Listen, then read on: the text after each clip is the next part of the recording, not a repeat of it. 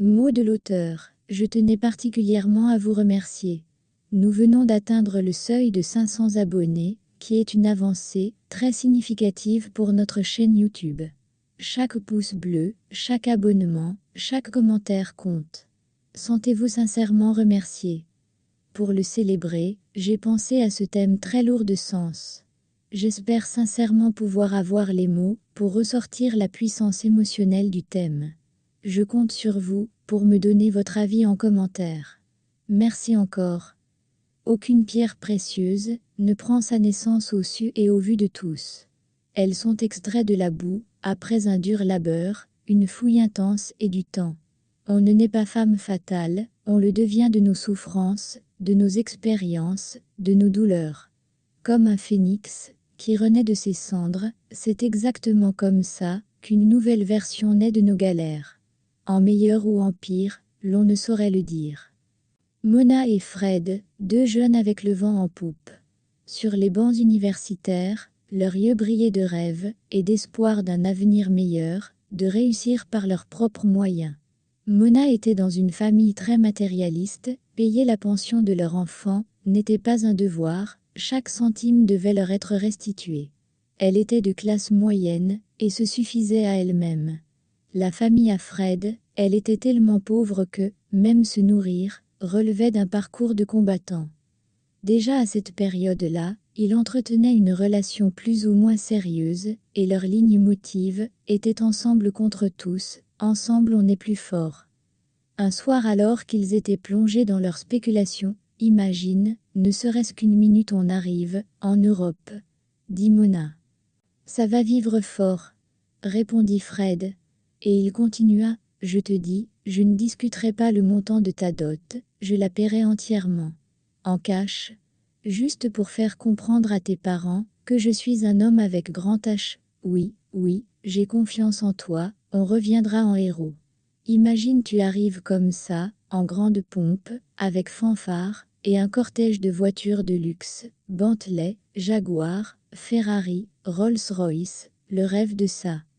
Bon, faut pas aussi exagérer, tout ce que tu cites, va rouler ou à la campagne là-bas.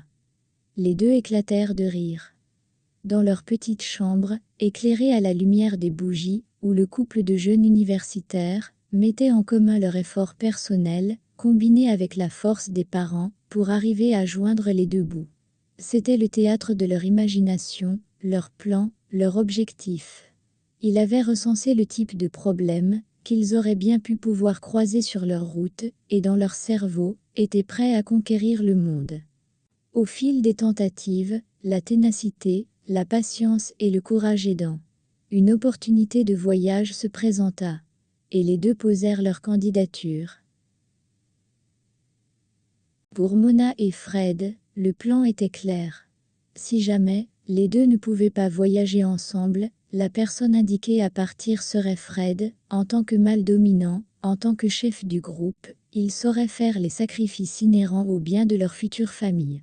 Sauf que, les choses ne se passent pas toujours, comme on le souhaite, et à la dernière tentative, qui elle, avait abouti, c'est le dossier de Mona, qui avait été retenu. Quand le couple reçut la nouvelle, cela fut comme une douche, très froide sur le corps. En intelligence, en maturité, comme en débrouillardise, Fred était 1000 fois plus outillé que Mona. La pauvre, fréquentait, juste pour contenter ses parents. Elle souhaitait devenir une femme entretenue par son époux et n'ayant autre activité que aimer son mari et ses enfants. Donc vu ce que cette nouvelle impliquait, la désillusion était immense. Le dossier suivait son cours, plus les choses avançaient, plus la séparation prenait forme, plus la réalité les rattrapait. Un soir, Mona de dire à Fred, « Tu sais, je ne veux plus partir. J'imagine. Mais tu sais que, c'est notre avenir, qui se joue, je sais. Mais à ma place, cela aurait dû être toi. J'aurais bien voulu aussi, mais le sort en a décidé autrement. » Et Mona, de laisser échapper une goutte de larmes. Le jour fatidique arriva. Mona à l'aéroport. Tout était fin prêt. Il ne lui restait qu'à entrer dans l'avion et de s'en aller. Mais la force, ni le courage, elle ne les avait. Elle sentait son énergie la lâcher, Mettre un pied devant l'autre relevait d'un parcours de combattant, elle ne voulait plus partir. Ses parents présents, et Fred, en tant que camarade de classe, avec qui elle s'entendait le mieux, était muselé devant les parents. Il ne pouvait exprimer la douleur et la tristesse qu'il ressentait que par un regard lourd de sens. Mais cela n'était pas assez pour Mona, elle avait besoin de plus pour trouver la force de partir. Et c'est son père qui, voyant sa fille tergiverser, sut lui donner l'énergie nécessaire en disant « Homme, la façon que je te vois faire là, tu vas t'en sortir, mamie. Sache qu'on a fait des prêts pour que tu sois où tu es là. Ne fais même pas l'erreur.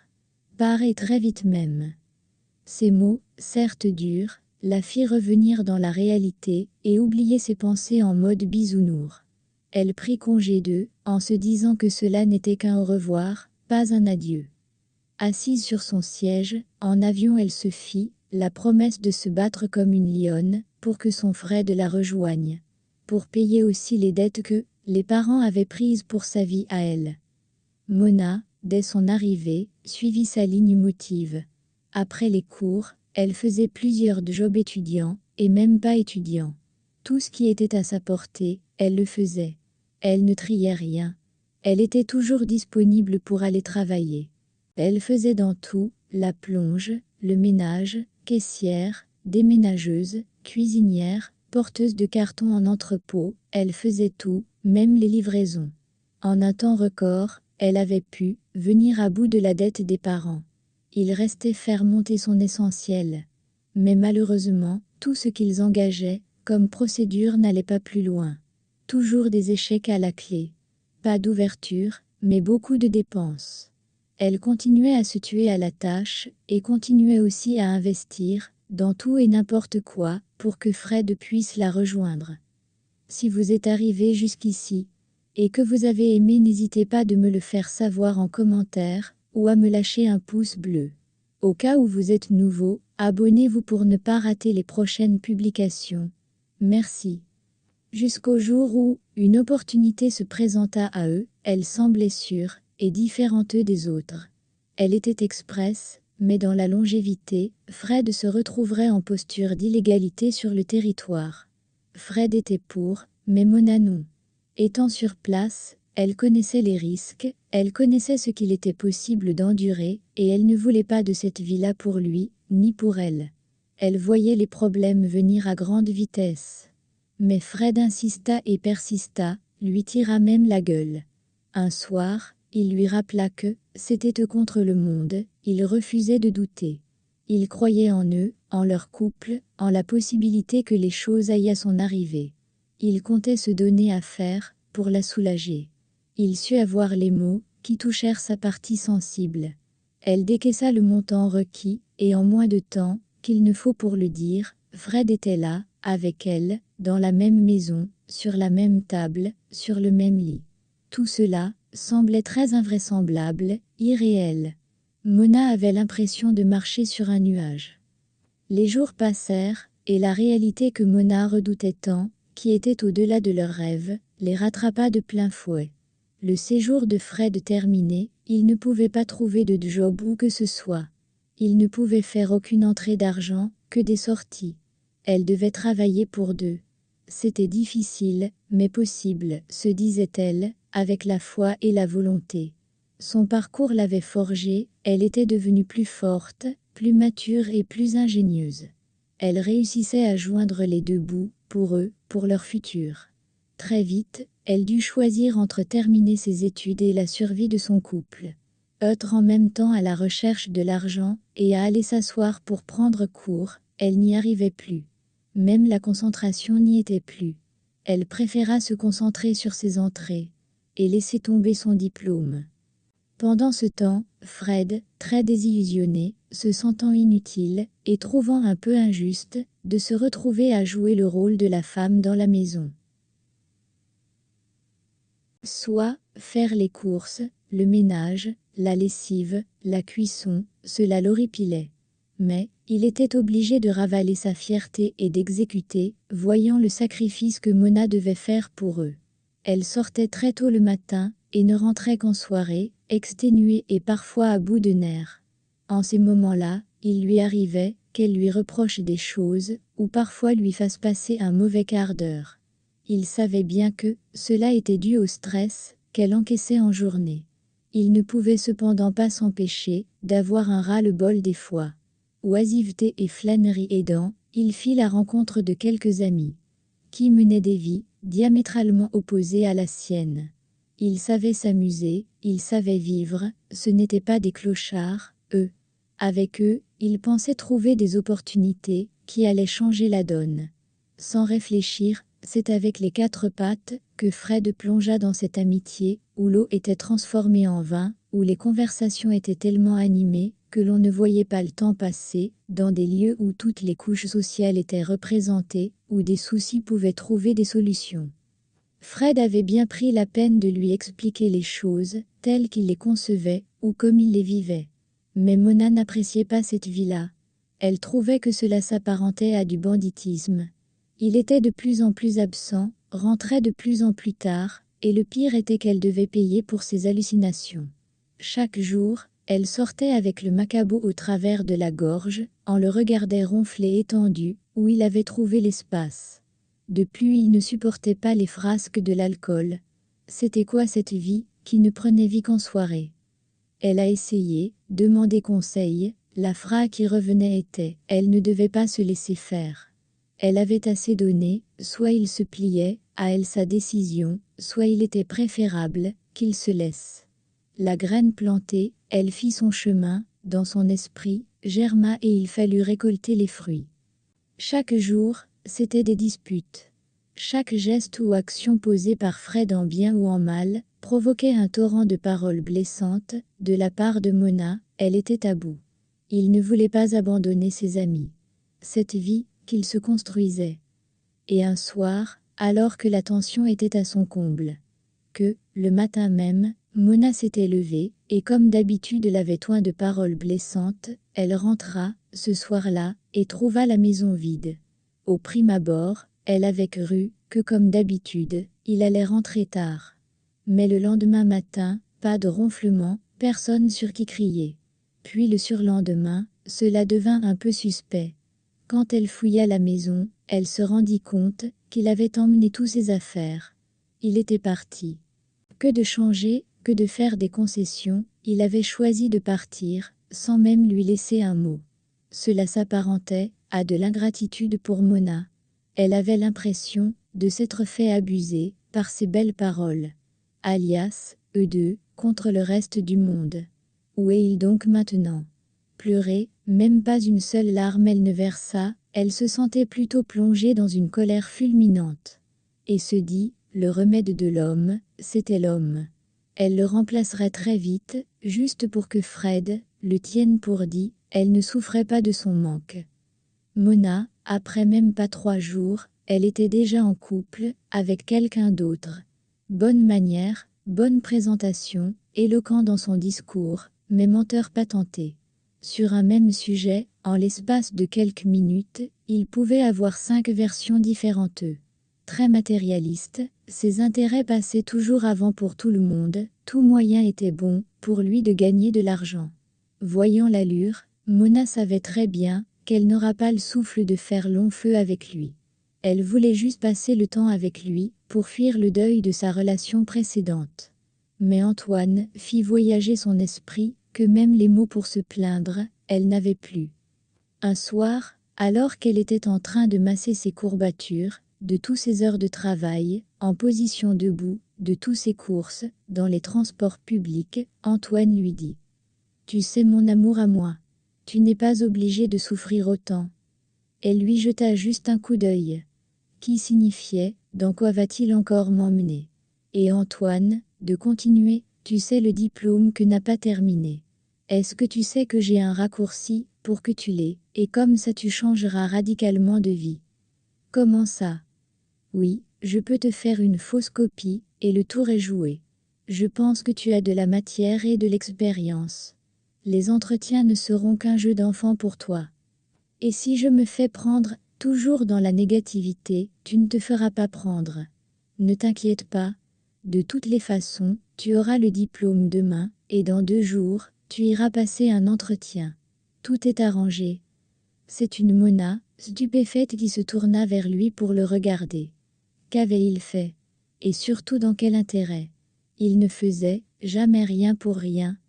Après, les choses allèrent très vite. Du jour au lendemain, elle se retrouva télescopée dans un poste de cadre dans une multinationale, avec des avantages à en perdre haleine.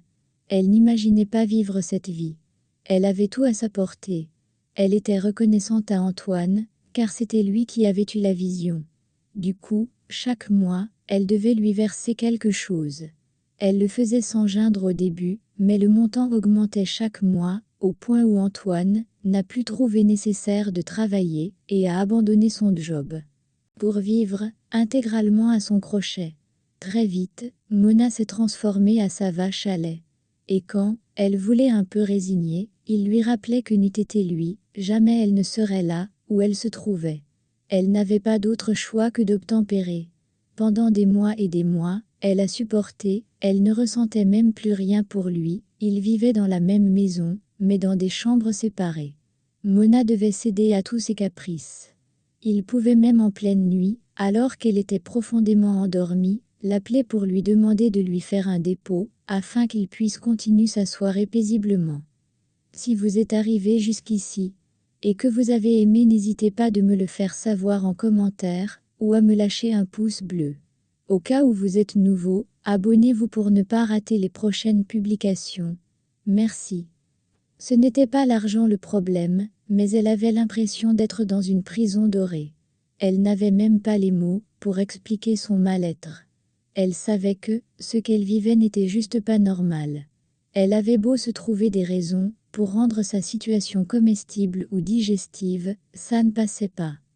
Un soir, Mona communiqua, dans les soucis de changer les choses: « Antoine, je suis fatiguée de cette situation. Ce n'est pas une relation que je vis, mais une exploitation à outrance.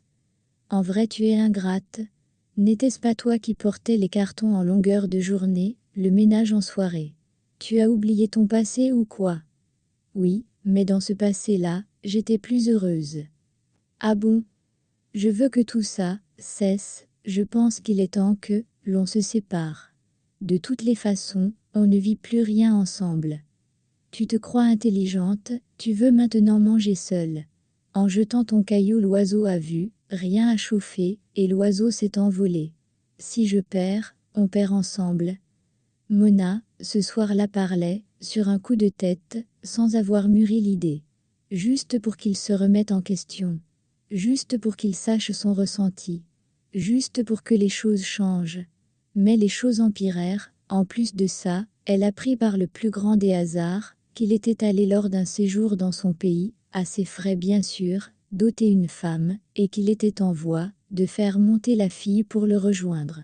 Et cela sans un travail, sans le sou. À part le sien. Quel était l'objectif visé? Qu'est-ce qu'il avait bien pu encore aller combiner là-bas? Mais après avoir appris cela, elle préférait dissocier son image à la sienne. Pas parce qu'elle avait mal, car au fond, il lui avait tellement fait voir de toutes les couleurs que, elle ne pensait plus qu'il arriverait à la faire souffrir. Mona trouva donc judicieux de mettre une trêve à la conversation. Se prit dans le secret un autre appartement, mit tout à disposition pour que son déménagement soit imminent. Et dès que tout était fin prêt, elle s'en alla sans dire un mot. Son départ n'affecta pas Antoine, le moins du monde. Au contraire, cela l'arrangea. Car quelques jours après, sa femme vint et s'installa. Du moment où elle continuait à rester sa vache à lait, il n'avait pas de souci. Jusqu'au jour où, dans un sursaut de lucidité, Mona décida de couper les brides. Elle en avait marre, elle lui était certes reconnaissante, mais est-ce que cette reconnaissance devait-elle être éternelle? Tout ça était arrivé au point où, même sa femme pouvait appeler Mona pour lui poser un problème, et utiliser même un ton menaçant contre elle. Elle en avait marre, elle voulait respirer. Elle stoppa toute communication avec eux. Ce qui eut le don de rendre Antoine fou. Il passa le temps à lui envoyer des messages menaçants, des appels où il l'appelait par tous les noms d'oiseaux. lui promettait le pire. Mais elle ne céda point. Elle pensait qu'ils allaient se tasser avec le temps. Un matin, alors qu'elle arrivait à son bureau, son patron fit appel à elle, et quand elle arriva, à son air, elle sut qu'Antoine avait mis son plan à exécution. Ce qui s'avéra vrai, il avait tout raconté par une lettre anonyme, il y a un certain temps, et l'entreprise ne croyant pas à cela, au vu du travail de titan qu'elle abattait pour eux, avait lancé une enquête. Et elle savait déjà le résultat.